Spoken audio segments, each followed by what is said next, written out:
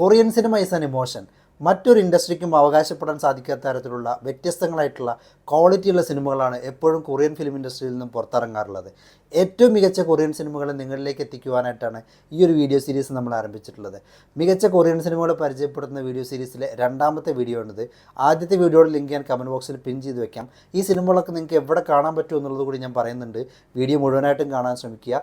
ഈ ചാനൽ ഇപ്പോൾ തന്നെ ഒന്ന് സബ്സ്ക്രൈബ് ചെയ്തേക്കുക. ടാക്കീസ് മീഡിയയുടെ പുതിയൊരു അധ്യായത്തിലേക്ക് ഒരിക്കൽ കൂടി സ്വാഗതം.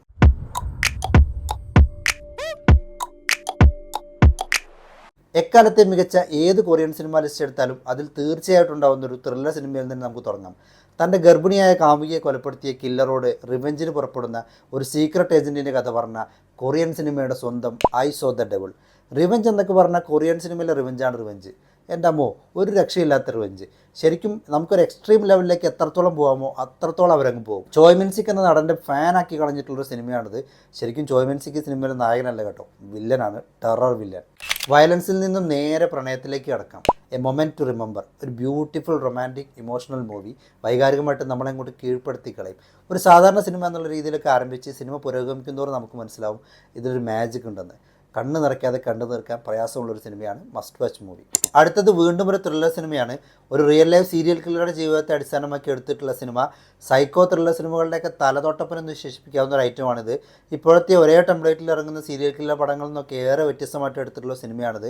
ഒരു പിമ്പിൻ്റെ കീഴിൽ ജോലി ചെയ്യുന്ന രണ്ട് സ്ത്രീകൾ കാണാതാവുന്നു. അവസാനമായിട്ട് അവർ രണ്ടും പോയിട്ടുള്ളത് ഒരേ കസ്റ്റമറുടെ അടുത്തേക്കാണ്. കസ്റ്റമർ എന്ന് പറഞ്ഞാൽ ഒരു ഒന്നൊന്നര കസ്റ്റമർ. സിനിമയുടെ പേര് ദ ചേസർ. അതിഭയങ്കരമായിട്ടുള്ള വയലൻസ് ഉള്ള മറ്റൊരു കൊറിയൻ ത്രില്ലർ. അടുത്തതൊരു ബോങ് ജൂങ് ഹോ പടമാണ്. അമ്മ എന്ന വാക്കിൻ്റെ പല മാനങ്ങളും നമ്മൾ പല വ്യത്യസ്ത സിനിമകളിലും കണ്ടിട്ടുണ്ട്.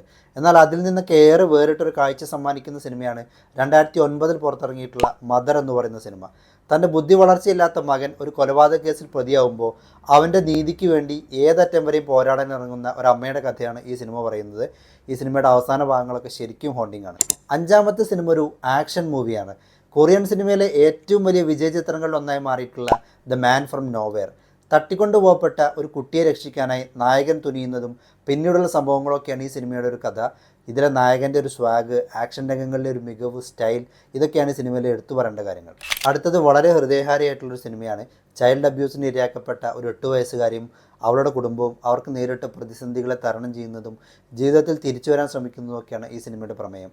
സിനിമയുടെ പേര് ഹോപ്പ്. ഇത് ഒരു ഫാമിലി മൂവി എന്ന് പറയാം. കരയാതെ കണ്ടു നിൽക്കാൻ ഭയങ്കര പ്രയാസമുള്ളൊരു സിനിമയാണിത്.